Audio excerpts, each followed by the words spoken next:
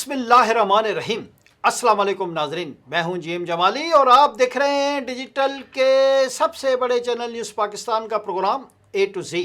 नाजरीन, सबसे पहले अहम, दिलचस्प और पब्लिक इंटरेस्ट की खबर है कि हुकूमत पाकिस्तान ने कौमी शनाख्ती कार्ड के सिक्योरिटी और तस्दीकी निज़ाम में बड़ी तब्दीलियों का ऐलान कर दिया। वफाकी हुकूमत ने one nation one identity vision के तहत कौमी शनाख्ती कार्ड और पाकिस्तान ओरिजिन कार्ड के निज़ाम को बाज़ाब्ता तौर पर अपग्रेड करते हुए मुल्क में एक मुत्तहिद और डिजिटल फोरम पर महफूज शनाख्ती ढांचे की बुनियाद रख दी है। इस हवाले से बाज़ाब्ता तौर पर नोटिफिकेशन भी जारी कर दिया गया है, जिसके तहत शनाख्ती कार्ड के सिक्योरिटी फीचर्स को मज़ीद जदीद और मौसर बनाया जा रहा है। नोटिफिकेशन के मुताबिक कौमी शनाख्ती निज़ाम को QR कोड पर मुबनी तस्दीक, बेहतर बायोमेट्रिक खसूसियात, सख्त इंसदाद फ़्रॉड इक़दामात और शहरी सहूलतों में इजाफ़े के ज़रिए जदीद तकाज़ों से हम आहंग किया गया है। शनाख्ती कार्ड के नए कवायद में फिंगरप्रिंट्स और आइरिस स्कैन को बाकायदा कानूनी हैसियत दे दी गई है, जिससे शहरियों की बायोमेट्रिक तस्दीक का निज़ाम मज़ीद मज़बूत होगा। नए कवायद के मुताबिक जैसे ही किसी शनाख्ती कार्ड को मुअत्तल किया जाएगा, इससे मुंसलिक तमाम तस्दीकी और तौसीकी खदमात खुदकार तौर पर बंद हो जाएंगी। यूं मुअत्तल शुदा कार्ड को किसी भी डिजिटल या इदारा जाती प्लेटफॉर्म पर इस्तेमाल नहीं किया जा सकेगा। हकाम का कहना है कि इस इक़दाम से जाली शनाख्त और धोखाधही के इम्कानात में नुमायां कमी आएगी। इन इस्लाहात के तहत अब शहरियों को यकसा शनाख्ती कार्ड जारी किया जाएगा, जिससे चिप और नॉन चिप कार्ड्स के मुतवाज़ी निज़ाम का भी खात्मा हो जाएगा। जी नाज़रीन, दूसरी जानिब PTI के अंदरूनी इख्तलाफात आए रोज़ नुमायां होते रहते हैं और इस हवाले से नई नई खबरें आती रहती हैं।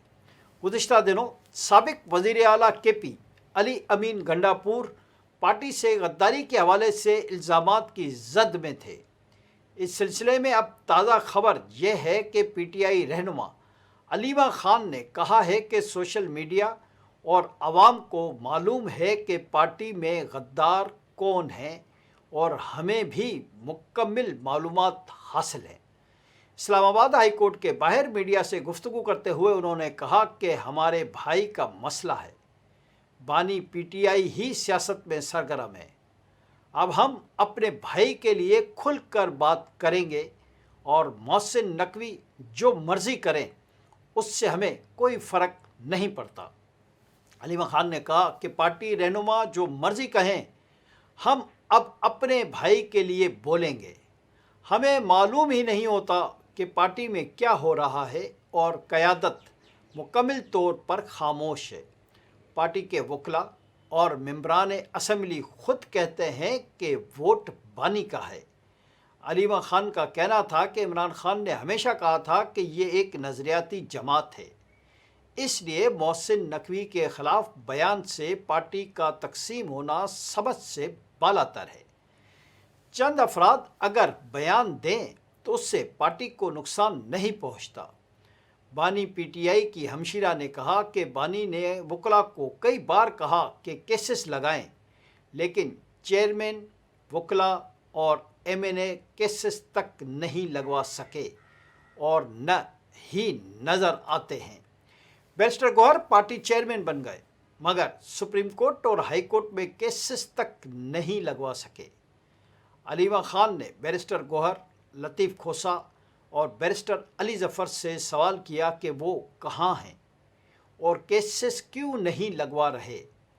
अलीमा खान ने कहा कि मोहसिन नकवी के बयान का जवाब नहीं दिया गया और वो हमें कसूरवार करार दे रहे हैं।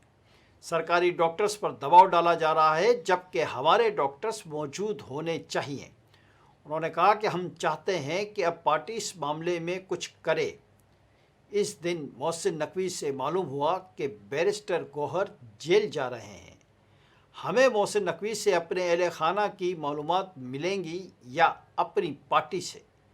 علیمہ خان نے مشاورتی کمیٹی کے حوالے سے کہا کہ میری رائے اور مرضی کے بغیر کوئی کمیٹی منظور نہیں اور نہ ہو سکتی ہے۔ بانی کی صحت سے متعلق کسی بھی کارروائی یا فیصلے کے لیے میری مشاورت ضروری ہے۔ انہوں نے کہا کہ پارٹی کے رہنما اکیلے فیصلے کر رہے ہیں اور اہل خانہ کو معلومات فراہم نہیں کی جا رہی۔ بیرسٹر گوہر پہلے ملاقات کرتے تھے اور بعد میں ہمیں اطلاع دیتے تھے، جبکہ حامد خان سینیٹر بننے کے بعد نظر ہی نہیں آئے۔ جی ناظرین، عالمی سطح پر ایک اور اہم خبر آپ سے شیئر کریں کہ بھارتی وزیر اعظم نریندر مودی آج دورہ اسرائیل پر روانہ ہو گئے ہیں۔ نریندر مودی کے دورہ اسرائیل کا آغاز ہونے سے قبل اسرائیلی وزیر اعظم نیتن یاہو نے مشرق وسطیٰ میں ایک نیا علاقائی اتحاد ہیگزاگون قائم کرنے کا اعلان کیا ہے۔ انہوں نے کہا ہے کہ میں اپنے سامنے جو ویژن دیکھ رہا ہوں اس میں ہم ایک پورا نظام بنائیں گے، بنیادی طور پر مشرق وسطیٰ کے ارد گرد یا اس کے اندر اتحادیوں کا ایک ہیگزاگون یعنی مسدس بنائیں گے۔ نیتن یاہو نے بھارت کو عالمی طاقت اور مودی کو قریبی دوست قرار دیتے ہوئے کہا کہ اسرائیل اور بھارت کے درمیان تعلقات گہرے اور مضبوط ہو گئے ہیں۔ اب سوال یہ ہے کہ اسرائیلی وزیر اعظم نے جو نیا علاقائی اتحاد بنانے کا اعلان کیا وہ آخر کیا ہے؟ نیتن یاہو اس نئے اتحاد میں بھارت کو کیوں شامل کرنا چاہتے ہیں اور اس اتحاد کا مقصد کیا ہے؟ بتایا جا رہا ہے کہ مذکورہ علاقائی اتحاد ہیگزاگون میں ممکنہ طور پر بھارت، عرب ممالک، افریقی ممالک، بحر روم کے ممالک، یونان، قبرص اور ایشیا کی دیگر نامعلوم اقوام شامل ہیں۔ اس علاقائی اتحاد کا مقصد مبینہ طور پر کنیکٹیویٹی کو فروغ دے کر اقتصادی ترقی کو تقویت دینا اور ابھرتے ہوئے شدت پسند شیعہ اور سنی محاذوں کا مقابلہ کرنا بتایا گیا ہے۔ نیتن یاہو کا کہنا ہے کہ اس اتحاد میں شامل قومیں مختلف تاثرات رکھتی ہیں اور ان کے درمیان تعاون شاندار نتائج دے سکتا ہے اور ایک بہترین مستقبل کو یقینی بنایا جا سکتا ہے۔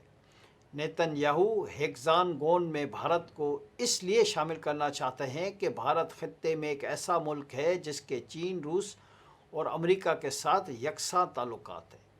علاوہ ازیں بھارت کے ایران کے ساتھ بھی اچھے تعلقات ہیں اور یہ سعودی عرب کے ساتھ بھی اپنے اسٹریٹجک تعاون کو بڑھا رہا ہے۔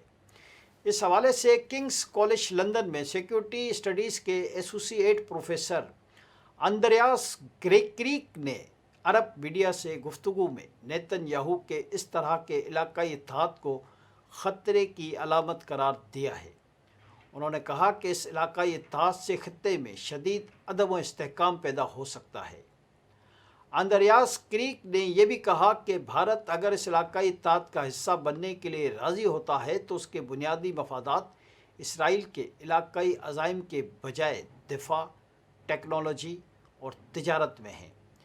واضح ہے کہ ابھی تک کسی بھی ملک نے باقاعدہ طور پر اس علاقائی اتحاد یا فرقہ وارانہ تشکیل کا حصہ بننے کا اعلان نہیں کیا ہے۔ آج کے لیے اتنا ہی۔ اگلے پروگرام تک کے لیے اپنے میزبان جی ایم جمالی کو اجازت دیجیے۔ اللہ حافظ۔